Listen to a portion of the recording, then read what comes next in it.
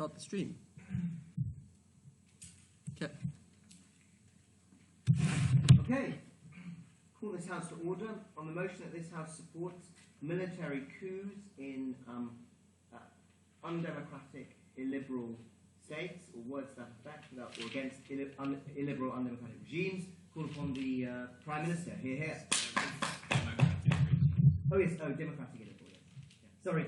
Yeah, that could have messed up the debate. Just yeah. They have the votes, but they're illiberal.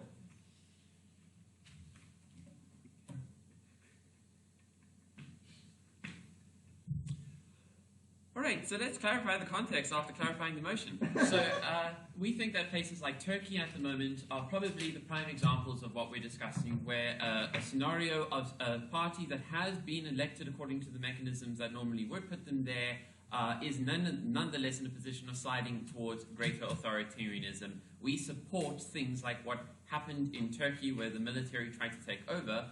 I think one thing we need to be quite clear about is that there's obviously going to be a feedback element to this question of support, right? We obviously think that military coups are less likely to succeed in the context where people don't support them, more likely to succeed where they do support them. We support the idea of supporting them. So obviously, this debate isn't principally about a question of not having any clue about support for military coups.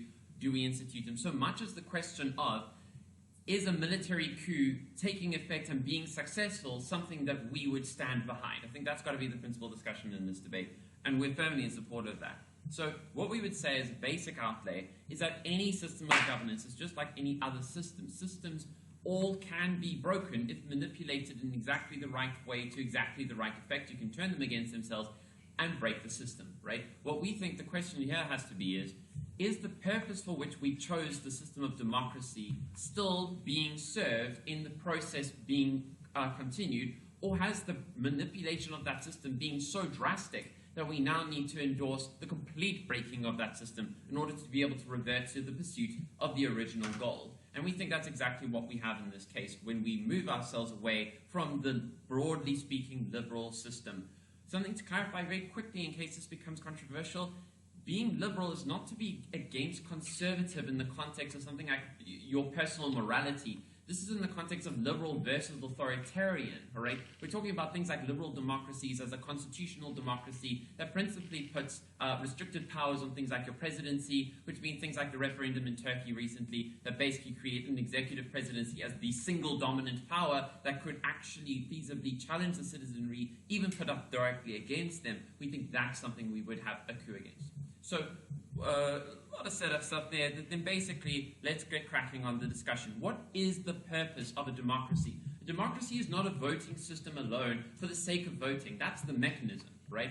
The purpose of democracy, where the term comes from, is the idea that the citizenry are the rulers. That anybody else who's doing any exercise of power is doing it because they've been given that power by the citizenry, subject to the overriding maxim that you use the citizenry's best interests here. Also to recognize that the citizenry is indivisible in the sense that any one citizen is a citizen, and all of them need to be respected as citizens before we know anything about them. Things like whether or not you are of a particular race or gender or cultural affiliation, whether you're urban or rural, all of these distinctions come after the question of are you a citizen? And the principal idea here is that a system that doesn't continue to respect that is a system that has lost its way. It no longer serves the purpose for which it was constructed. We also need to talk here about what is the military in the context of a democratic system. We'd say that their principal duty is to protect the rulers of the country.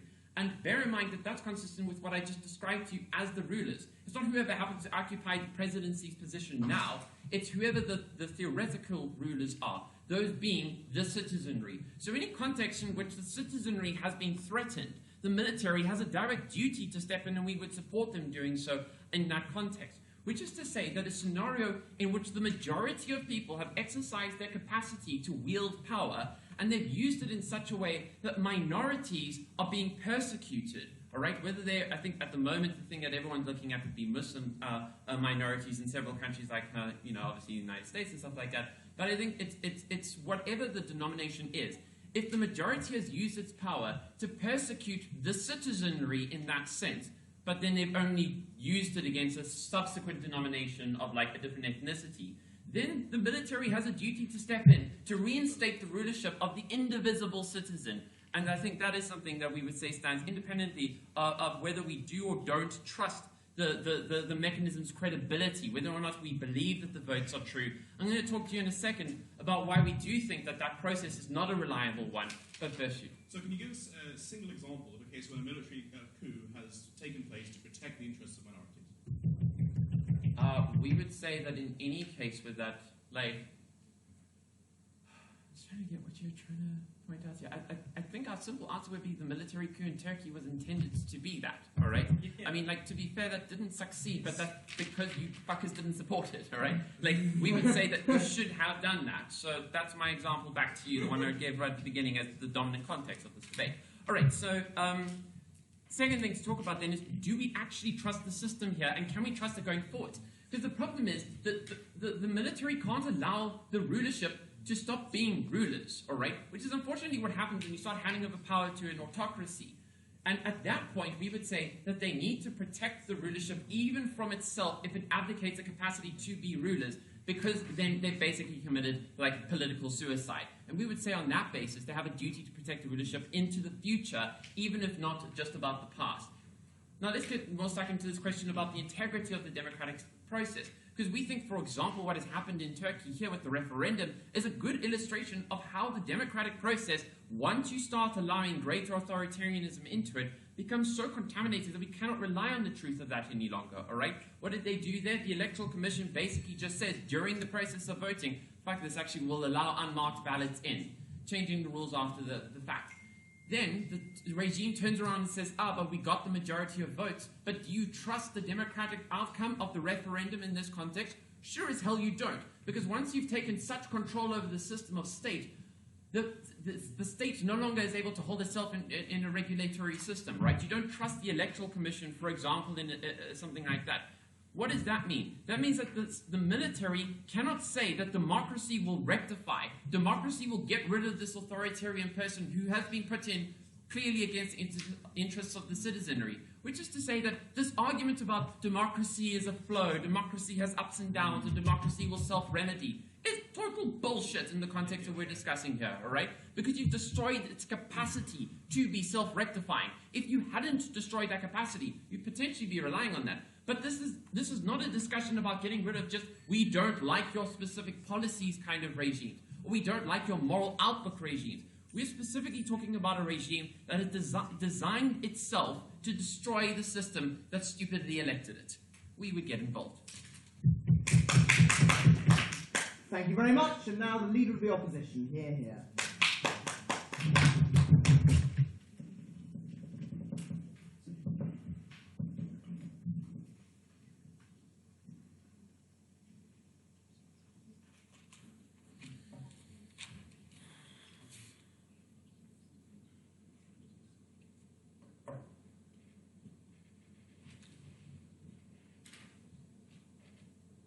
I think the critical agreement across both sides of the House is that what we're looking for today is a long-lasting liberal democracy in this country, right?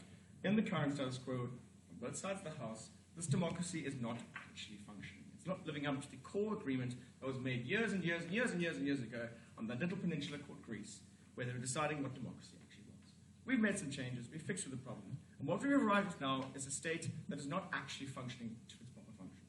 However, the important thing to note from our side of the House as opposed to your side of the House is that we are promoting stability on the long durée, right? We are focusing on a long-term, more proactive version of democracy that will actually survive. Your side of the House creates too many conditions for instability to outweigh the ones that might potentially make instability.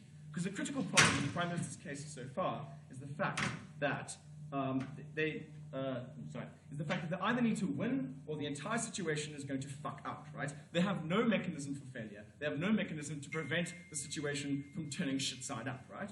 Okay, so my speech is going to work in twofold. The first is some direct responses to the case presented by the Prime Minister, and the second is to focus on the idea of instability, no thank you, the cases and why this is bad, and the idea of how we actually want to make changes in these countries, right? So, first of all, we do agree with the context that the Prime Minister raises. However, the fact is that they clash directly, as I've said before, on the idea of instability and stability within the state, right? Their side of the house is directly walking into the door of instability, right? They are making conditions where a state is not able to maintain a stable kind of economy, political system, social system, military elite, so on and so forth. No, thank you, right? So, yeah, that's essentially kind of the direct response I want to make. Moving on to our case on instability, right? So the important thing we need to look at when you look at these kinds of states is the fact that most of them are either new democracies or democracies that are taking a little bit longer to work out the processes, right? Examples like Turkey, if you think what happened in the Arab Spring, if you think about post-colonial countries, this is the kind of context we're looking at here, right? These are the countries that currently are your illiberal democracies, right? So when you have instability, what you have is state-on-state antagonism. One arm of your government is interacting with another one in a particularly negative way. What does this generate? First of all, it generates a decay of your actual government function. Second of all, it creates a political crisis. And what does this lead to, right? This leads to a number of conditions which are particularly problematic should this military coup go through, right? The first is that you have martial law, right? Which is a highly illegitimate practice. There's no way a country that's gone through a military coup which will have violence. It's pretty much guaranteed that it's going to happen, right? But even then, the threat of violence is something that we definitely want to avoid in a country which might have a problematic political environment. What we're saying here is the fact that this political crisis is going to have knock-on effects, right? This leads to the second part of the instability point, the idea of how instability is necessarily bad, right? The first thing, very critically, is how it affects people on the ground, right? What we're doing here is a little bit of grassroots actual analysis, and specifically regarding economic instability, right? Whenever you have any kind of violent action in any country, small or big, coup, whatever, it's going to trigger some kind of economic instability. No, thank you. What we're looking at here is where you have investor buyout. You're going to have inflation and the rise of costs. And who's this going to affect more? It's not going to affect some Tani in Constantia. It's going to affect the majority of people in these countries who are affected by poverty and some kind of lower socioeconomic position. No, thank you. What we're looking at here then is the fact that this is a completely legitimate way to make a country unstable, right? At the same time, tied to this, a second point as to why instability is negative, keep standing, is the fact that what you're going to do is you're going to legitimize government violence against the state, against the citizenry. Why necessarily? Because of security, right? The government would seek to protect itself when it is in an unstable position. This is a new government, it's a new coup, you're under a new leader, new elites. What is it trying to do? It's trying to protect itself. Through measures like martial law and other means of protection, what they're going to do is they're going to legitimize government violence. Yes, Yash. Comparatively, ask the illiberal democracies like Russia and Turkey extremely attractive investment opportunities? Why not? Not necessarily. I don't think that they would attract as much as countries which are making a more gradual integration towards liberalism. This is something I'm going to deal with a bit later, and Arthur's going to deal with a lot more in his speech, right?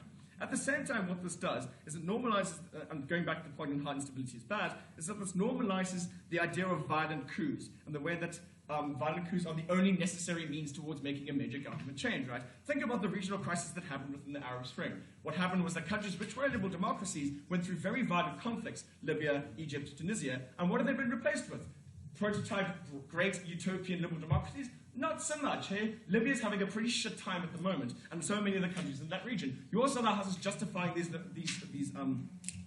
violent coups. No, thank you. Our side of the house is doing a slightly different perspective. And what we're doing here is and this is my second point of my speech, is the fact that we're focusing on soft pressures, alternative pressures towards the realization of liberal democracies, right? Because there are only two real ways to do this. The first is through organic change, the second through soft pressures. The first, on the instance of organic change, right? How does this happen? This happens through localized politics. This happens through regional politics. This happens through various means of lobbying, for example, social groups, trade unions, so on and so forth. All of this kind of integration would happen, and can happen, no thank you, within an illiberal democratic society. Why? Because these countries have not reached full authoritarianism, right? It's not full Nazi Germany. It's just a quasi-form that can still be interacted with in a proactive partisan way. No thank you. And what this means is the fact that we are allowing a buy-in from grassroots levels, right? We're allowing people to be able to view the government and interact with the government on an official and an unofficial level, right? People will still interact in partisan procedure. People will still interact with localized politics and political groups. No, thank you. What if on your side of the house what happens is the fact that people will view the government as the only change in the government will happen is through violence, some kind of military coup, and the fact that localized politics does fuck all. The fact that they would literally, as an individual within society, have no ability to change the way the government is moving forward, right? The second idea of liberalization are these soft pressures, right? Soft pressures coming from other states, coming from countries which are diplomatically by applying pressure to countries that are facing these illiberal democratic regimes, right? So, sure, we can concede to the fact that these democracies don't happen overnight. Countries that are unstable are not going to turn around and say, well, you know what, gosh darn, I feel like a nice liberal democracy tomorrow morning with my cup of coffee, right? That's not actually what's going to happen. But what we're looking here is at a gradual, long-lasting, sustainable thing, right? You're not just going to throw a child out into the world. You're going to try and help that child to grow up with a set of standards and a set of abilities, rather than just clapping over the head and saying, off you go, bugger off. Right. That being said, I'd like to thank the House. Side opening opposition. Thank you very much. And now the Deputy Prime Minister here.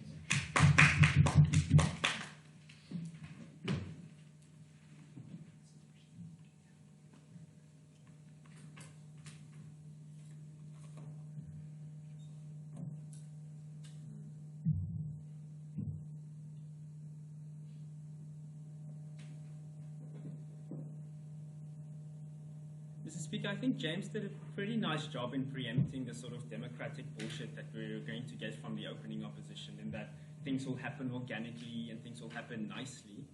We think that he fails to contextualize how these illiberal democracies look. This is specifically what you're going to be getting from my speech.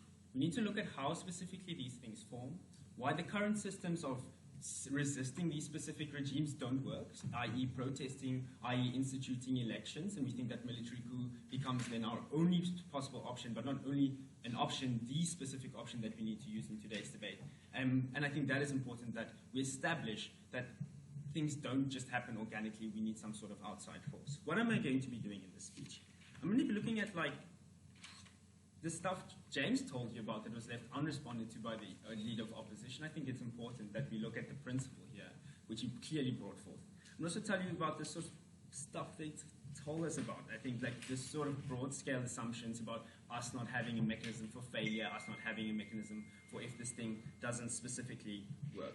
Okay, we agree within today's debate. The goal is a liberal democracy, right? We don't think that this is a contentious issue. We don't think that this is something that we need to be contending. We think that what we need to be analyzing is how best to arrive at that point when the state that you're already in is so largely fucked up, right? So when the systems of an illiberal democracy has spread to such an extent that it can no longer organically be reversed by democratic means, right? This is something that they didn't deal with. Firstly, it tells us that lots of these democracies are new. It tells us that these people are still sort of working things out, and they still need to sort of sort themselves out and place them on this democratic pedestal.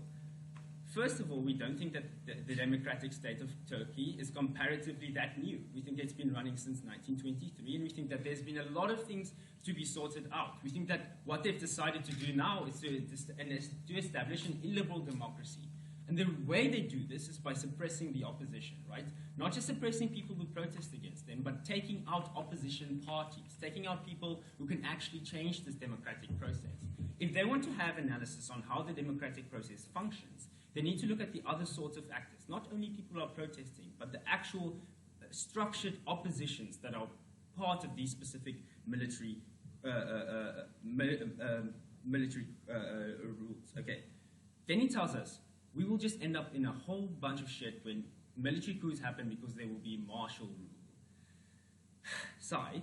We don't think that this is something that will happen. And the reason for this is that the people that often support these military coups aren't themselves the military. We don't think that because the military is engaging in a coup, this naturally means that the military will rule after the coup had occurred. We think that, for example, the Republican Party within Turkey is a structured opposition that supports democracy within that state, right? They support already that specific coup within today's debate. We think that when they specifically support the coup, this is naturally the person who will be replacing the government when this coup occurs. We don't think that it is the military, right? We think that it is structured people who are actually already within the system. They need to tell us why specifically this would be bad.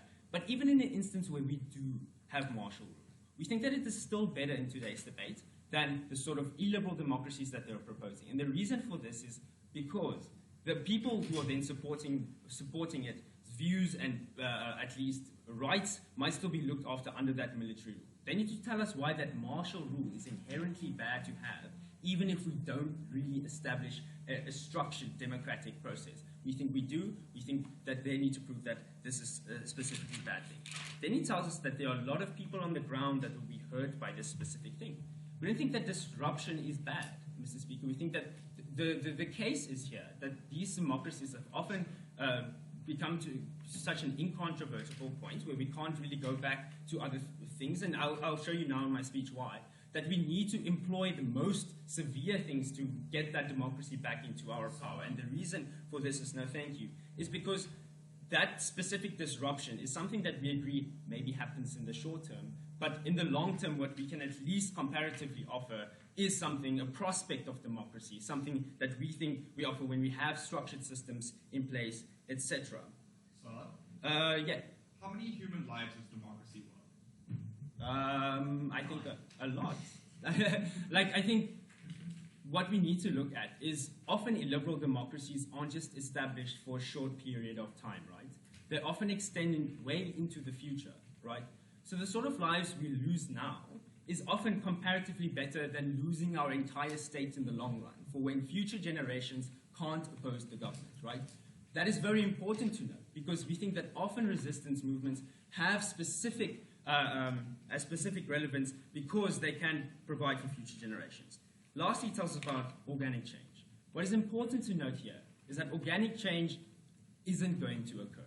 We think that often in illiberal democracies, like during the apartheid regime, we've had to have shed blood. We've had to have some sort of violence to come to the point where we can help it. We don't think organic change to the democratic process, they need to explain to us what that means, will happen automatically, right? We think that it is something that happens when we do at least use these systems within today's instance. We think that what is important to note here is not that we are going to fail, right? We think that what is important to note is if we don't do anything, which we can't do at the moment, we think that that is comparatively worse, because the option or the alternative is where we don't do anything because we can't do anything. I want to lastly look at exactly why the current systems have failed. Mr. Speaker, protests in Turkey don't work. What the government simply does is release propaganda against those opposition parties or suppress them through active means like the military, etc., etc. Protests don't work because often these individuals are shut down.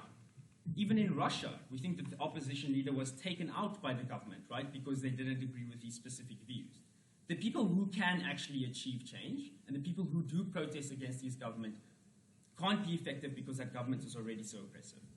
What then do? We think that it's important to note where the structured things that we can do right now aren't effective, aren't really working, we need to resort to the sort of things James talks about, where the military can be the only sort of actor within today's state that then enforces that specific democracy, right? Because there's no way in achieving that change through the democratic process because it has already been eroded. I'm incredibly proud to propose. Thank you very much. And now the Deputy Leader of the Opposition.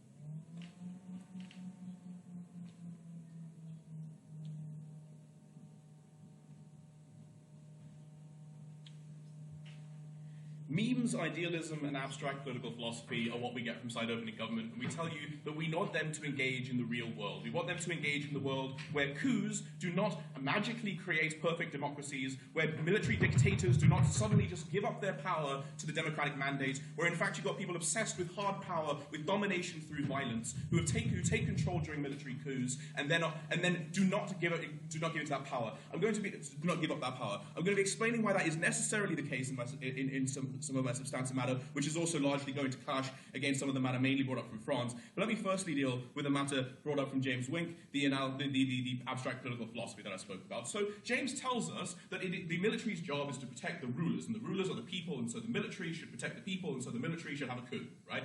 Yes, perfectly true if you think that we live in some idealized state, right, where the military isn't composed of individuals with their own interests who are by and large power-hungry people who have the desire to hold power themselves, right? So we think, yes, if you believe that the army is purely just a tool of a democratic regime that is likely to actually defend the people, then maybe we support them. If we think that the armies are generally benevolent, then we're likely to support people. But I asked James in my POI about a single example where the army, where an army conducts a military coup specifically for the intention of uplifting a minority group. He couldn't give you one, and then spoke a bit about Turkey. But that's the whole point: is that these groups don't suddenly go, "Oh, you're oppressing gay people. We're going to have a military coup to make you change that." What they do is they say, "Oh, actually, it seems that there's quite a lot of dissent against the person in power. What we're going to do is we're going to harness that dissent. We're going to manipulate that dissent. We're going to use that to claim some sort of democratic legitimacy to imposing this violence upon the leader.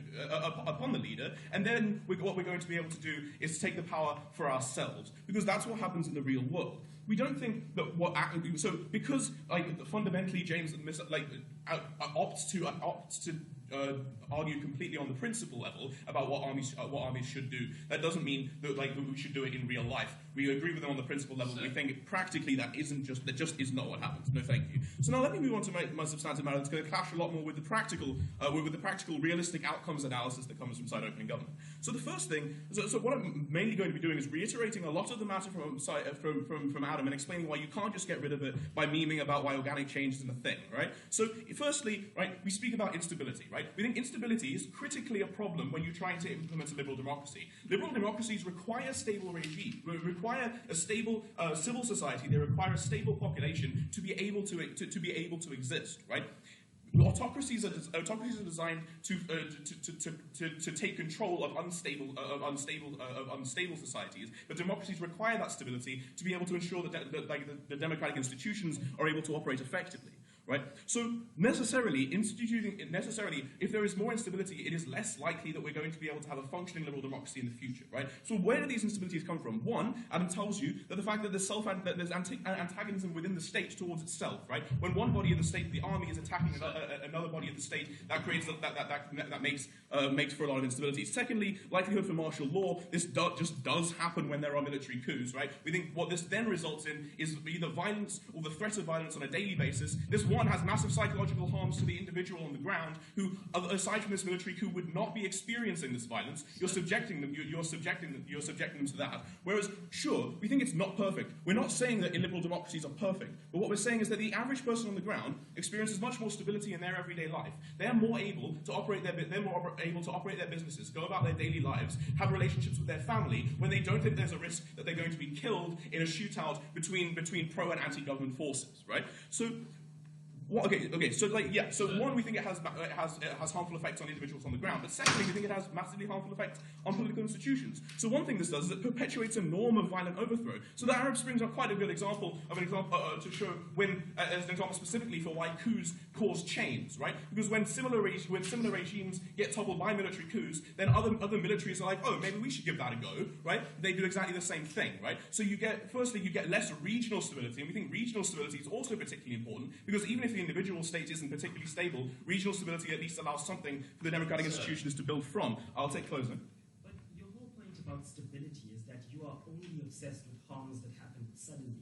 But if a government is systematically wrecking an economy, for instance, something which can take decades to overturn, you're okay with that because at least it's gradual?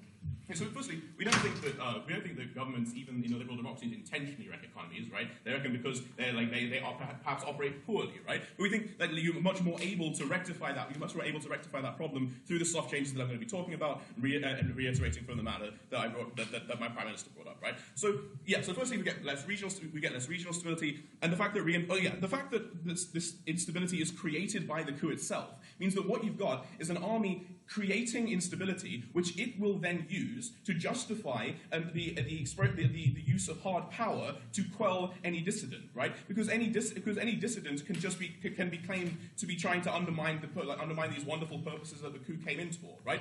Critically, coups do not just coups do not just implement democracies, and when they do, because of the trend and because of the normalization of violent overthrow, what you get is it's much more likely that even if the perfect, wonderful liberal democracy is created when the first coup happens, then it's so much easier for a coup then to happen again, which overthrows that democracy, throws into more stability, and you're back at square one at the absolute best case scenario, right? So how do we realistically achieve liberal democracy? One, through organic change, right? What does organic change actually mean, right? Organic change means interest groups within that society, right, should be able to grow, should be able to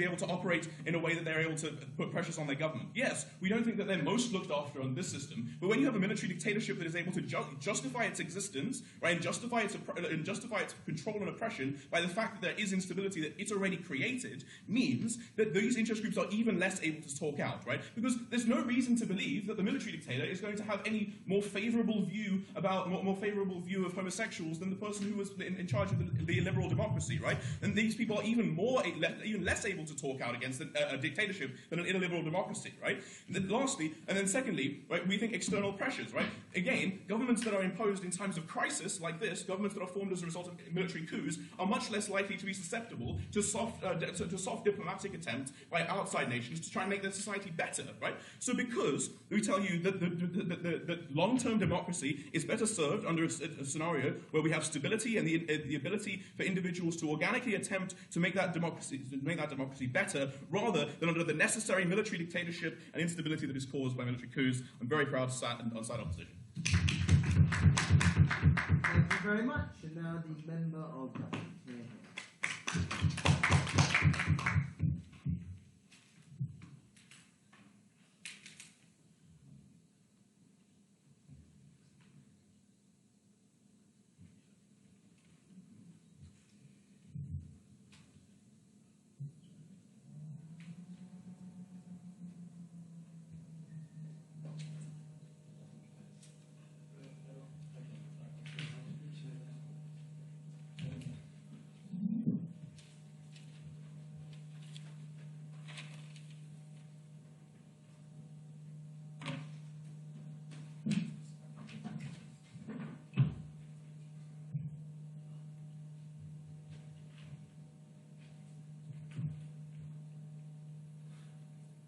Thank you, Mr. Speaker. I think, importantly, on government side, we do not have to support every coup in every situation.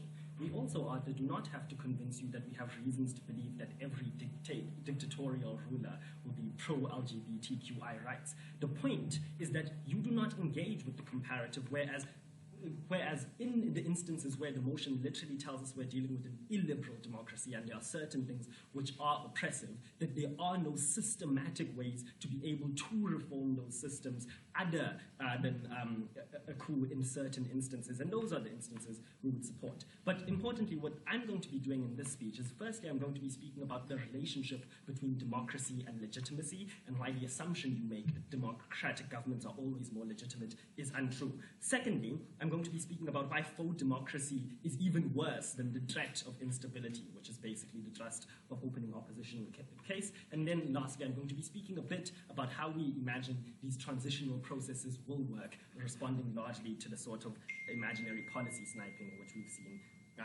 from opening opposition. But on democracy and legitimacy, before I begin, I think James gestures at a notion of the destruction of the capacity to self-rectify.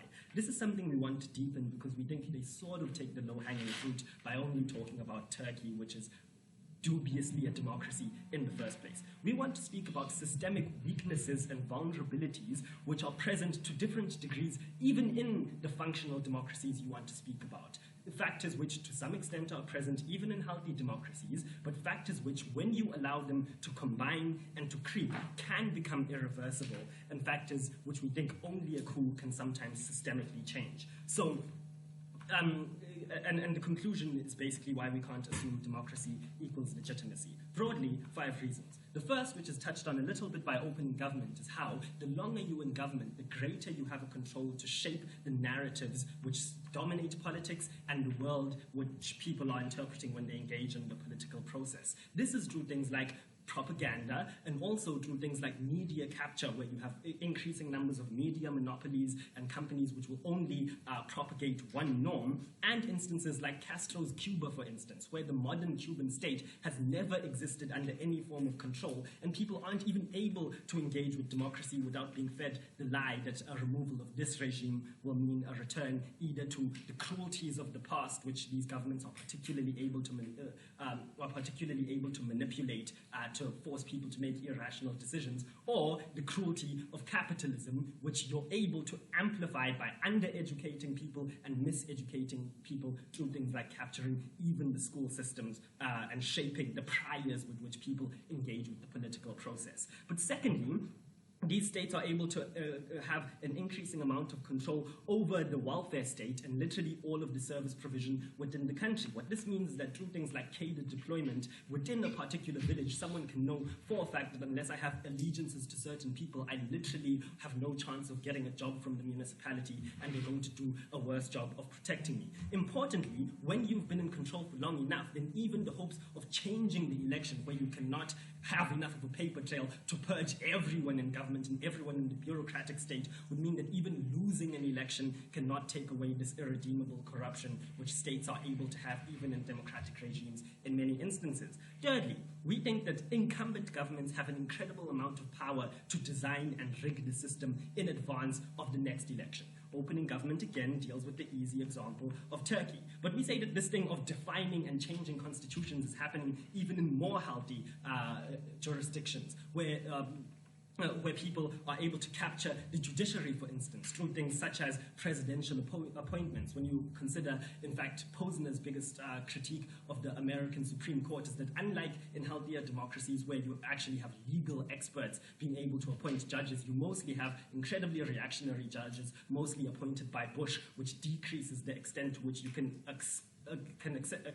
expect the third branch of government, which is the judiciary, to be able to hold conservative decision-making accountable. This happens all over the place, where even in South Africa, the next ANC candidate has sworn that they are under the impression that the DA is trying to govern through the judiciary, so they are going to strengthen that. That means weaken it. Those are things which you will not be able to reverse in decades, even if the ANC loses an election somewhere along the line. But also you see things like gerrymandering, where you have districts being drawn up in obscene ways which will disempower certain vulnerable minorities, and incredibly discriminatory voter ID laws, which incumbent governments are again able to put in place almost without repute, and things like nuclear options in the judiciary. Fourthly, you say that many incumbent governments are able to govern strictly because of how much skin in the game they have, where you have concentration of political elites, like in such a place as Washington, for instance, the extent to which you know lobbyists, the extent to which you are owed favors by different people, the extent to which you're able to source funding, and the willingness of political machinery like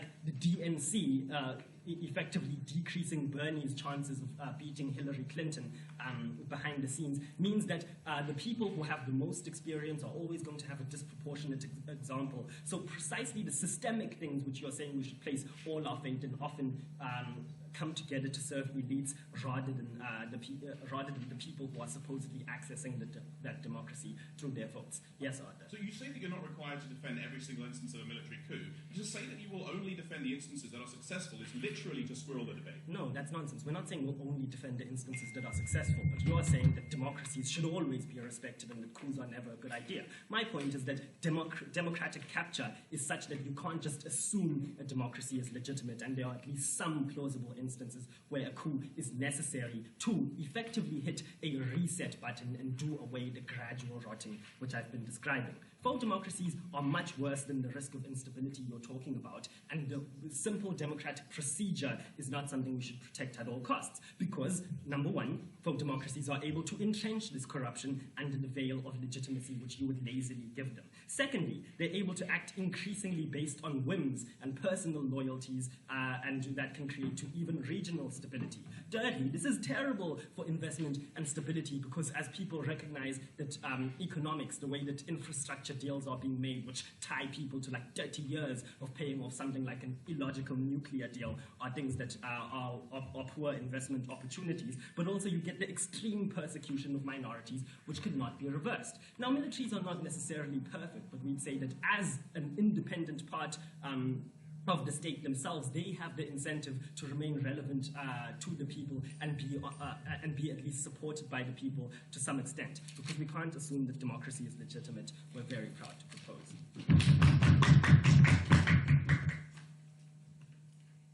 Thank you very much. And now the member of the opposition here.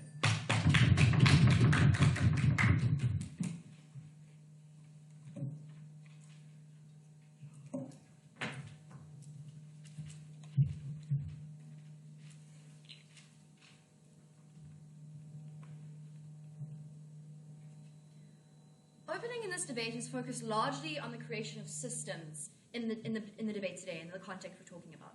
They focus largely on democracy, independent of its effects, but rather purely as the systems we're talking about creating, the systems we're talking about destroying.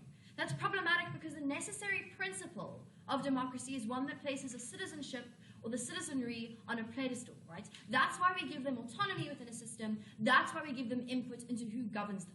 The extension that we're bringing to you from closing today is that devoid of how successful military coups are at creating a stable democracy or not after them, devoid of how good they are creating a structure of democracy, a structure of governments that we think is going to be good or bad for the country in the long term, we say we don't support military coups, independent of their outcomes, because they're inherently by nature bad for the citizenry, and that's something we can't support today. That's something we can't support in a debate where both sides have said the outcome of what we're trying to achieve is the creation of a liberal democracy, because that necessarily means we're trying to protect the freedoms, we're trying to protect people in today's debate. Before I get to my positive matter, talking about why we say military coups aren't the best, I'm going to basically wipe governments in today's debates out on two ways, looking at opening about why, as soon as they said they want to achieve a liberal democracy at the end of this coup, they imploded their own case, and then looking at closing about why identifying the harms that are created in the lead up to a military coup aren't solved by military coups, because we cannot rely on a military to try and change the structures that they said exist in a country and put so much effort into proving why they're hard. So let's look at why we say we can't necessarily rely on the creation of democracy, specifically a liberal democracy, that wipes out opening in today's debate. What we need to understand is the means impact the ends you're going to achieve within society. The means of going against a system of democracy, in committing a coup, in using violence and the military to do so, are not going to be supported post that coup. You need to understand we're not creating democracy. Why? You're not going to capture the basic support of your society. Two reasons for this. One, blatantly they're overlooking the fact that this is based in a democratic society, meaning a really, really horrible government did have the popular support to start with. They're not going to be happy that now their government's been taken out. Secondly, what we need to understand is people get really, really annoyed when you take away their individual freedoms. So when you implement and you change governance, not through allowing them to have a say in that, we think you're automatically going to mean more people are going to be less supportive of that government you create. That's important to note. But also the fact that the army is a functionary of the state, and that means is linked to state policy and things like that, becomes particularly important because now people go to serve the army to act as an auxiliary of the government who were originally in support of that government as well. We can't rely on the army to be people that would oppose the move towards a totalitarian state, which is what opening was trying to get away from. They supported the government policies. If anything, we say now they see like a lack of stability in the country and are capitalizing on it. It's important to note the interaction between the army, people in the army, and why they become part of the state. Also, let's just understand basically, and this is important to note, you can't rely on the creation of a democracy when the mechanism to do that is violently, firstly, overruling democracy in the first place, but secondly, violently taking power. The military, and this is important to note, the military conducting this coup aren't politicians. They aren't people who are trained in like the art of democracy or whatever that would be. They're necessarily people who enforce control through violent mechanisms. We think when you put them in charge, it's even less likely you're going to create a liberal democracy. They're not creating what they want to in today's debates. They're losing. So now let's look at the alternatives, right? And this clashes directly with what we heard from closing in today's debate. Ultimately, they spent a lot of time talking about why it's difficult to go through other channels to take down this government because of the kind of processes that these governments are able to institute in society. Now, what's important to note is their mechanism of military coups as being a reset button might work if that's actually what we think is going to happen in a military coup. Why is that not the case? Right? We tell you ultimately we can't rely on military coups, people coming into power, and then wanting to just reset that whole country. See my analysis I gave you earlier about the fact that armies and auxiliary is a functionary of the state. There would have had to have been some initial alignment between those in the military and the state in the first place. Unlikely they're going to do that. But also, changing the functions and changing the way we see the policies a state's created necessarily means this military coup is then going to lose the power they just got. And they're increasingly relying on them being like selfless actors in today's debate, and that's not something we can necessarily do. We tell you it's something that's particularly vulnerable. That's why civil involvement becomes very important. We need processes where we push reform to change such policies, so in the long term we're a step closer to creating a truly liberal democracy. That's not going to happen through military coups, right? And even if they might be very, very long, we're still prepared to wait, because in the long term then, we're actually going to reach the goal we want, which you guys will never achieve on your side of the house. And alternatively as well, though we wouldn't say it would be our first option and the thing we support the most, we'd even support violent civil protests to make a country ungovernable to force reform, okay? Note that's distinct to military coup because of who is being involved in that. So ultimately what we tell you, when you're trying to achieve liberal democracy, that's not going to happen through a military coup. Their end goal is not happening in today's debate. Neither of those teams can win. So let's talk about why military coups, moving on to our extension, are particularly problematic because of the way they affect citizens. And the right devoid of the outcome, we wouldn't support them from the get-go. We need to understand they're violent. They're very, very violent. But more so, they're violent and being implemented by people from the military who have training and expertise in invasion, in land control, in far more advanced violent tactics, right? That's important to note because these actors are by far detrimental. I'll take opening. Now, military coups actually seek to capture the prize before the big battle happens. It's not a civil war in the sense that you're describing it. It's get the president under control. And then we're not talking about a civil war here. We don't think our matter is reliant on there being the outbreak of a civil war for this to stand. What we need to understand, and what's important for you to note here, is that the way militaries interact and the way they interact with society is they are focused on the overthrowment of a government. And that's also important to note here, the fact that this is a democratic society. And this is why, particularly, even if it's just the military trying to lead to that, you're likely to see, as a context of civil war, at least some kind of backlash to the military, which means they're likely to use the tactics they learned, is this was a country which has a democracy in which your problematic candidate got the majority of the vote. People are going to advocate and mobilize against them being overthrown. That's important to note. But more than that, we tell you military does not have accountability when the actor that's supposed to hold them accountable, namely the state, is the one they're trying to overthrow. Important because then we can't control how good they are or aren't in the tactics they're using. But also, it makes them unnecessarily antagonistic towards their cause because of their use of violence. Important to note, because if we want to have international buy-in, we're not going to see Western countries that value democracy over and above everything else supporting people who are trying to achieve that through non-democratic means. Important, ladies and gentlemen, military coups won't work to achieve their aims, but independent of that, we cannot ever support them. Thank you very much. And now the government whip to close the case for the government.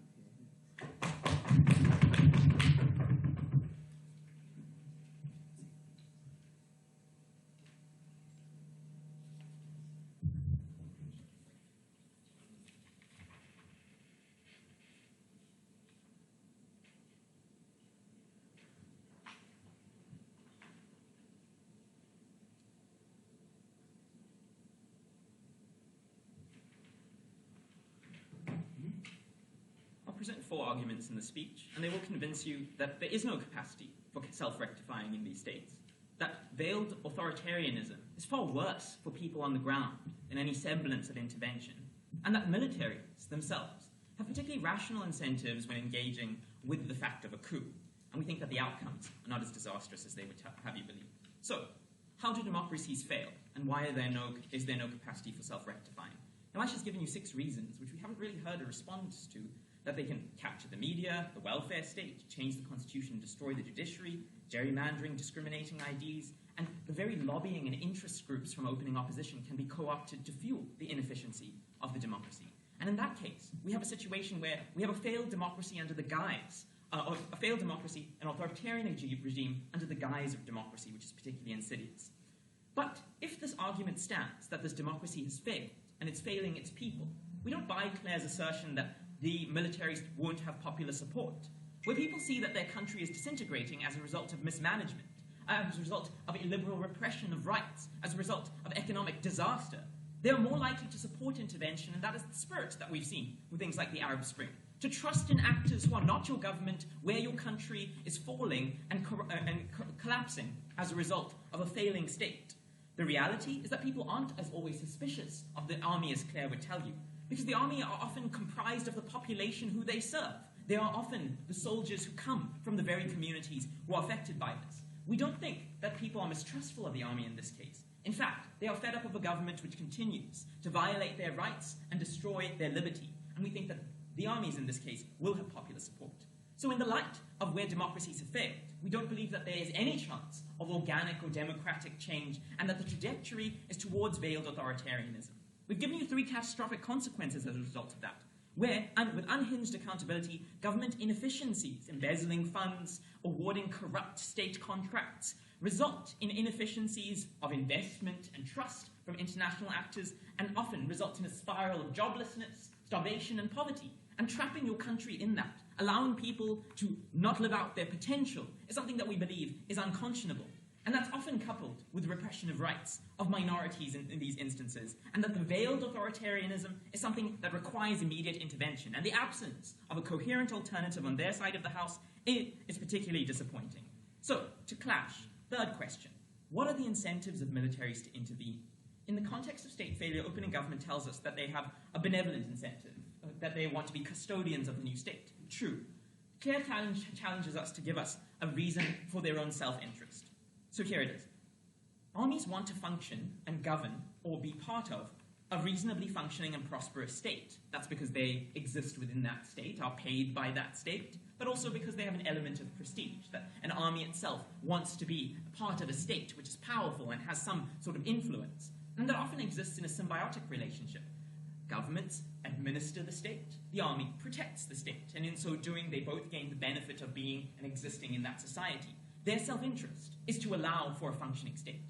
Where the government has failed to do so and has been captured by authoritarian interests, we believe that they have an incentive in order to step in, to intervene, to rectify that. And they want to avoid things like uprisings, like economic uncertainty and sanctions, like huge administrative burdens. No one wants to run a government for no reason when someone else will do it for you. The reality is that armies, in their self-interest, do not want to take power indefinitely, and would more likely, after a transitional period, rescind that power in order for greater stability, if that's what you want. They have rational incentives, including benevolent ones untouched by opening government, in order to ensure that the state prospers in the future. Opening. The problem is you're homogenizing the actor of the army. Indeed. What you get is you have generals who do have personal incentives to maintain power. The majority of the army maybe not, but they're under such a rigid authoritarian structure of hierarchy that they can't disobey that. Okay, second type of armies, those who are obsessed with hard power, as Arthur put it earlier.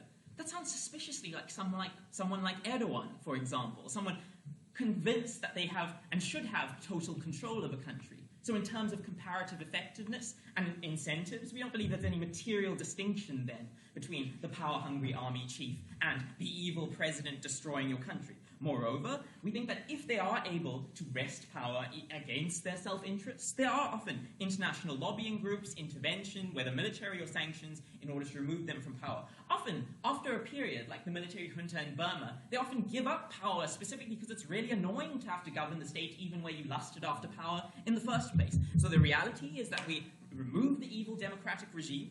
Most often than not, the army rescinds power after a transitional period, or they hang on for a bit longer and other people and kick them out through international means. So then, the incentives of militaries to intervene are often not going to result in the wide-scale instability that we've heard from that side of the house. So then, what is the outcome of intervention largely? We don't believe it's necessarily violent. Just point out, Claire's alternative in this debate was, we want violent civil protests. If you wanted to avoid violence and loss of life, it's unclear why you would use the citizens as fodder in order to achieve that, when there's a standing military with presumable techniques and training, etc., in order to intervene. So that was slightly bizarre. But even if it was just violence in general that they wanted to avoid, army interventions, Wink points this out in the POI, but are often cohesive intervention. If the state has no one backing it, and there is an army approaching the state often gives up. We've seen that in Ivory Coast, where Laurent Gbagbo sat in his office and waited while Alassane Ouattara, backed by the army and international actors, walked to the office, stood outside in a big circle, and he gave up, because the power of intervention often doesn't result in wide-scale violence. Army interventions and coups specifically are not civil war. They do not involve citizens and are often surgical in their implementation. Where they aren't surgical is likely where there's partial or fractured issues, where the army itself might be fractured into particular divisions. That's when we think that the smaller group is often overpowered simply by a law of large numbers. So in those instances where some people may be previously backing the previous president, with international pressure and potential, international pressure, the larger group can often overcome. So we don't believe it results in anarchy on that side. What about martial law? What about cyclic capture? Well, martial law is really unpopular, and if the army has rational incentives, as we've told you, they wouldn't want to postpone it indefinitely. It's often difficult to maintain martial law, and when we believe that often in this case the army will be popularly supported, we don't think it will take place. And lastly, cyclical capture. That's likely to happen and probably going to be worse under a system where we don't intervene and allow the state to continue to degenerate. So, democracies aren't democracies, they need intervention. Armies are pretty good at doing it, and they have good incentives. We propose, yes. Thank you very much. And now the opposition whip to close out the case for the opposition bench, and indeed, regrettably, the debate as a whole. Here, here.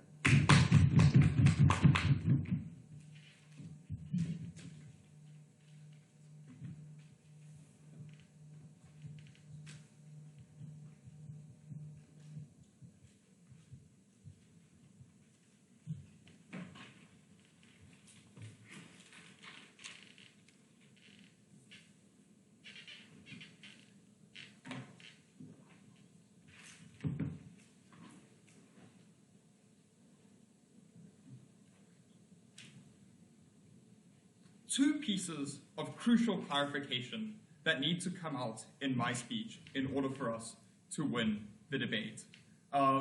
These two pieces of clarification, namely what the scope of this debate actually is and clarifying what government has actually given us in terms of real-life, applicable and believable scenarios, and secondly, the characterization of the military and how the military actually works and how we should engage with the military. So that's what I'm going to be starting off with doing.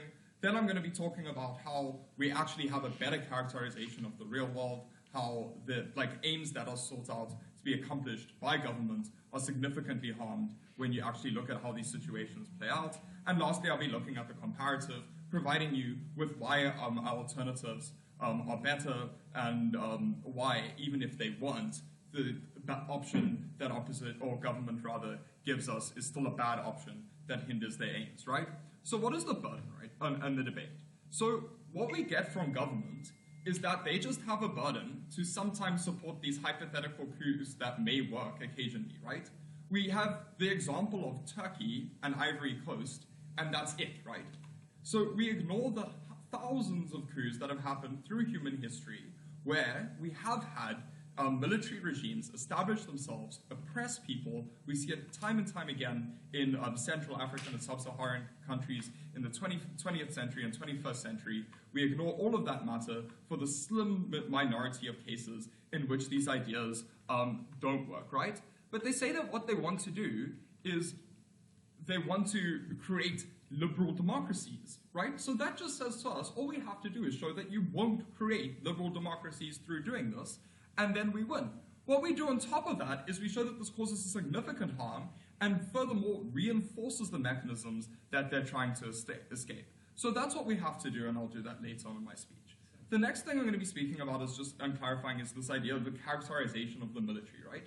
So we get this idea that the military is a benevolent being that operates in a very specific way in the way that it was intended to. What it completely ignores by government is the fact that the military is comprised of human beings that have their own incentive structures and their own ideas and reasons for doing things, right?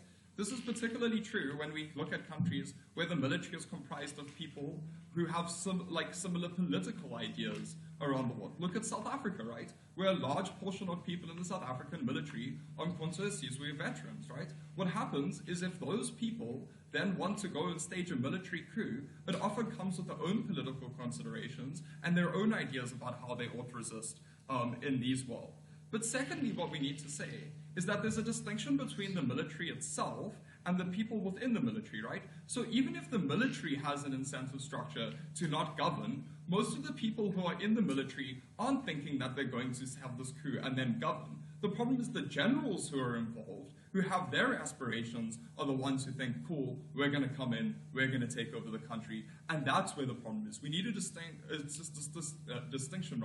between the people who are running and making the decisions and the people who are just carrying out the things on the ground, right? In this case, the military is just a mechanism in order for these people to gain power. So moving on from that, right? Let's look at what we get just in terms of like a real world characterization, right?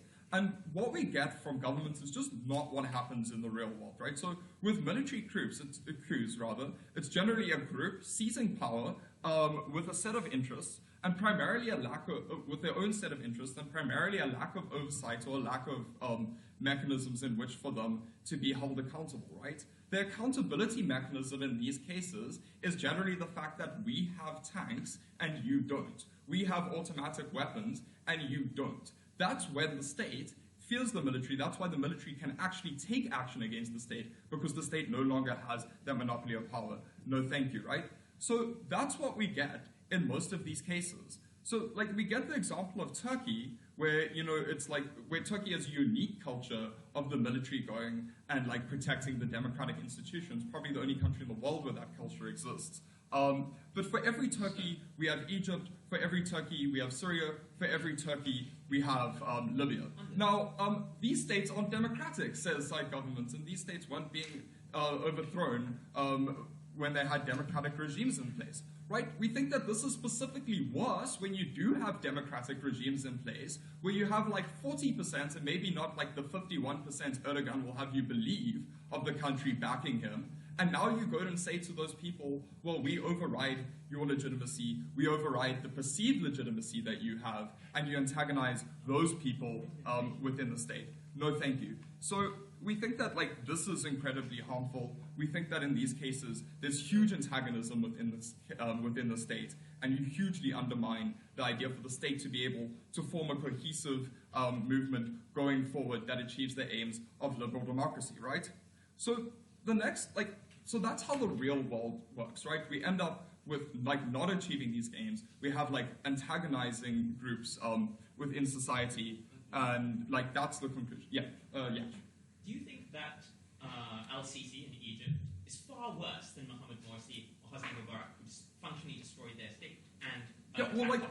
If we look at the kind of things that are happening in Egypt at the moment, you can see that there are a lot of like atrocities that are probably likenable to what happened under Mubarak, right? So we still get the mass persecution of Muslims, of Christians rather. We still get the oppression of political opponents, actually like significant amounts of political prisoners being killed in those states. So definitely comparable to Mubarak, right? So then we move on to like the principled issues that we have, right? And the principled issue that we have is that there's a lack of a mechanism for legitimacy. So once again, like the legitimacy of the states is just contingent on who has the bigger tax. That's why we say if we want to provide an alternative, we would support state movement because not state movement, citizenry movement, because there the legitimacy mechanism is contingent on the mass buy-in of the citizens in that country, right? That's when we support those things. But lastly, let's just tackle this idea of a comparative. So Elisha will tell us that we didn't deal with his extensions, but mainly because we don't have to disagree with any of the characterizations of democracy that he gives us, right? We think democracy is flawed. We just think that this is not the way that you go about it. You create a system where there's a crisis of identity, groups in the state are alienated from one another, and you cannot achieve a cohesive liberal democracy going forward. And for those reasons, we do oppose. Thank you all for a great debate. If you go outside, shake hands. We'll call you back in when we come to a decision. So we take towards the